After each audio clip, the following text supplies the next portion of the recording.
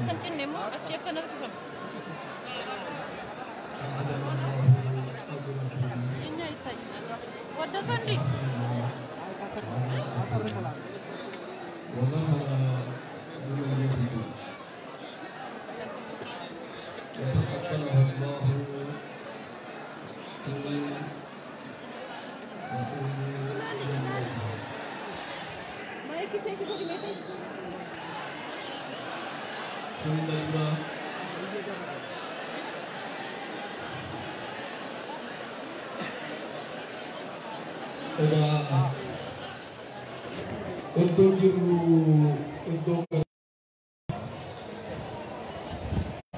untuk kata balik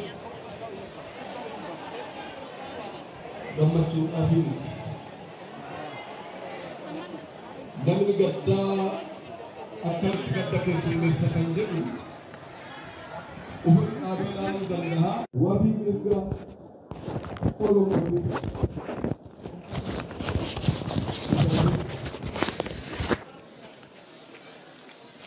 nuhundi gadda qabna gadda keenya haalli itti baafannu nu muslima kiristaana odoo hin jedhin jidduu kanatti wanti argamneef hundi keenyaa'u gadda keenya dirqama keenya bahuudhaaf asitti argamne waan ta'eef hooggantoonnis nu hundi keenya yeroo tokko obboleessa keenya kana Rabbi haa araaramu haa jennu akkas harka qabaa Rabbii keessan jala yaa Rabbi nu araaramuuf yaa Rabbi nu araaramiif jannatatti yaa Rabbi nu simadhu jannatatti yaa Rabbi nu simadhu hamtuu isaa irra nu dabriifi cimtuu isaa nu eebaliifi ati garaa bal'attaa gara bal'inna keetii yaa Rabbi nuuf araaramiif Bolehyan isa, anak isa, haadha warra isa, maatii isa, jaalattoota isa, hiriyoota isa, hunda isaanii Rabbi sabrii bareedduu haa kennu.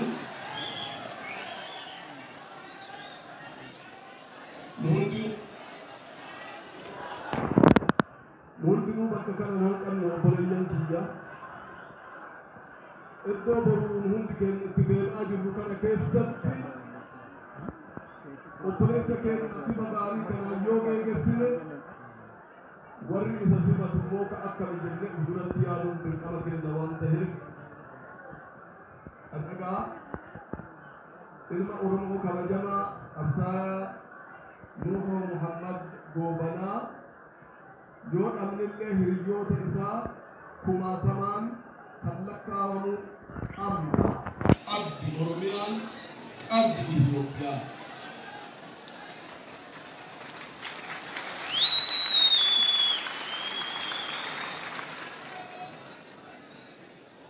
Yoo isa kana Rabbi nu harkaa fudhate geegessinu isaanan hafte ijoollee coccollee ta akkasumatti jaalannu ta fuuldura keenya jirtu weelliftoota ciccimtuu seenaa seenessituu Oromoo fi Oromiyaatii fi biyyattii uf duratti ilaaluun dirqama keenya jedhu.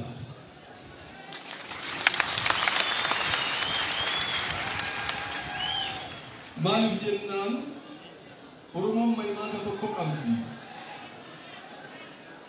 Oromoon katareef dhiiga bootti ka jiruuf bishaan hin areertu wanta jedhutu jira.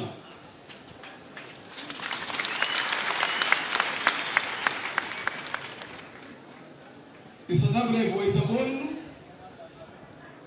hiriyoota isaa kan har'a qabnu ijoollee seenessitoota tana yaa Rabbii lubbuu nuu kaahii jechuu qabna jedhee yaada.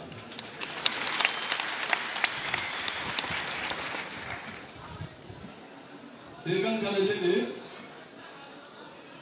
Rabbis kadhataa ufiifis wal jabeessaa wal ijaaraa tokkummaa afaanii osoo hin taane akkuma har'a du'a kana irratti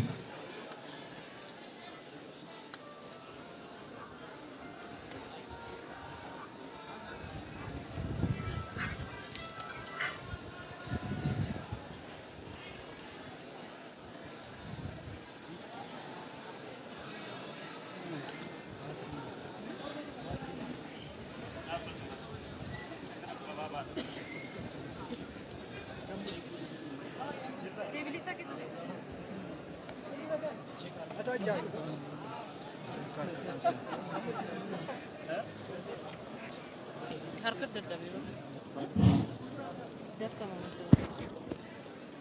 kanaaf qabsoon ilma kiyya kabajamaa akka gara fuula rabbii deeme kana odoo amantaan hin daangessin qabsoo sa'aatiif qabsoo saphoonaa ta'utu nama kan hunda amantoota jiru hunda bifa hirmaatan asitti akka argaman kan godhe adeemsa kaayyoof karoora sabboonummaa amala isaati sadarkaa kana kan ta'uu danda'e jechuudha.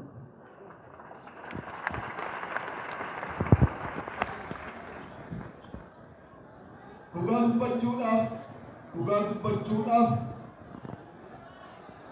jiruu durrii fi sanuu durri garaa jedha Oromooni. Hunda dura tokkummaa keenya yoo ijaarre fi yoo keessa keenya wal hubanne amantaan nun diigu, amantaan nun qoodu, amantaan hin qoodamu.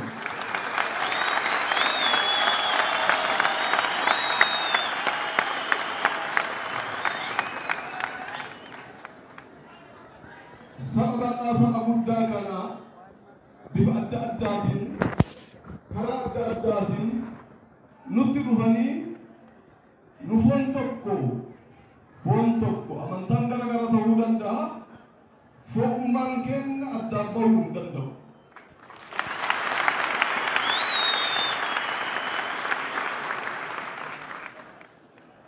Abbaan amantaa isaa akka barbaadetti gaggeeffachuun yaada isaa ta'ee garuu fo'ummaa keenya, rahimummaa keenya, sabummaa keenya, hawaasummaa keenya jidduu galanii diiguudhaaf yaaluu sharqiin keenya illee hin eeyyamne.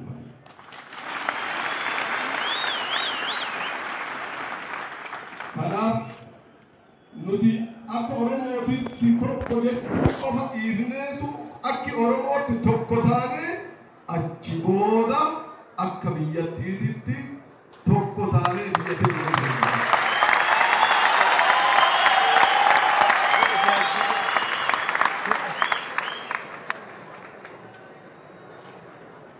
kana jechuun koo nagaaf qabsoofna, waliin qabsoofna, walitti hin qabsoofnu, waliif qabsoofna.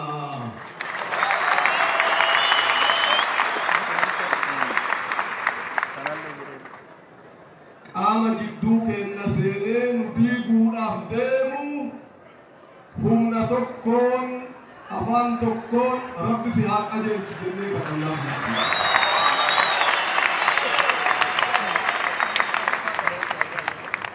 Obboleeyyan kiyyaa shirqaan keenyas kan itti ajaa'u tokkummaadhaa, wal danda'uudhaa, wal jaalachuudhaa, wal kabajuudhaa.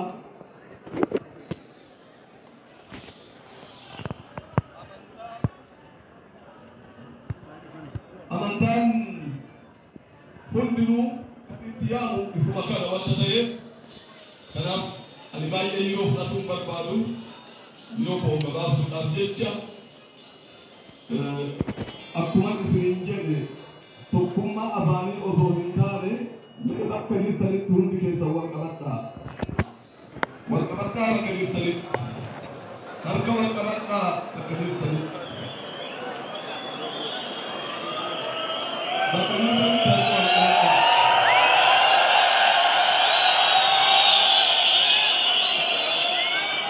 Beekuma addaan hin baanu hin qoodamu. Amantaan addaan qoodamnee waliin dhiibnu. Biyya keenya misooma fi tokkummaadhaan gara fuulduraatti oofna. Wallaalaa keenya Rabbi nu haa beeksisu. Beekaa keenya Rabbi nu haa bulchu. Ilma keenya jannatatti Rabbi nu haa simatu. Galatoomaa.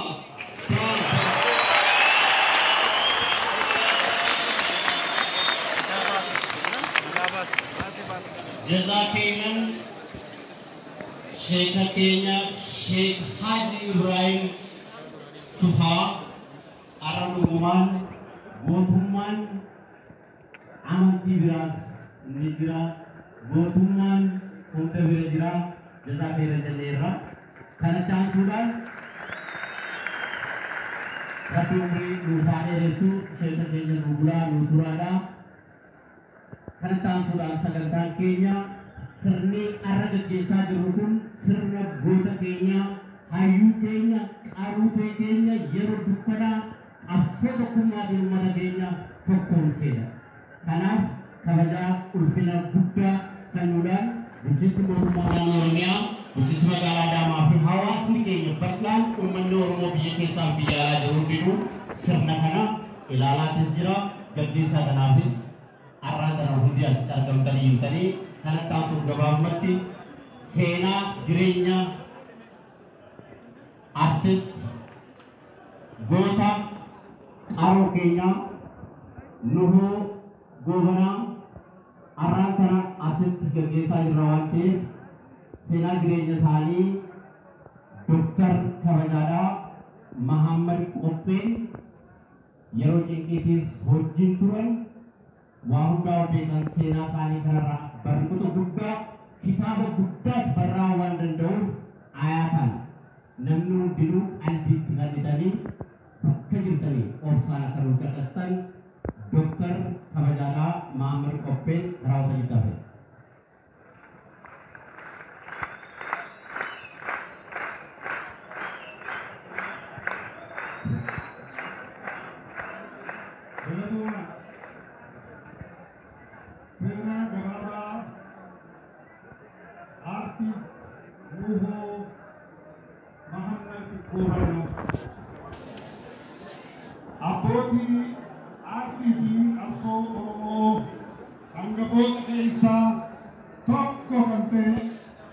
Artis Nuho Gobana, Abba Isa, Oppo Muhammad Gobanahi, Adesa, Ate Fatma Adamira, Godina Harge Bahar, Ana Jaso Nano Lagante, Ganda, Odamu, Muda Jedam Kesat, Akka Nakosmirina, Beraku Rasagan, Afutami, Jati, Dalati.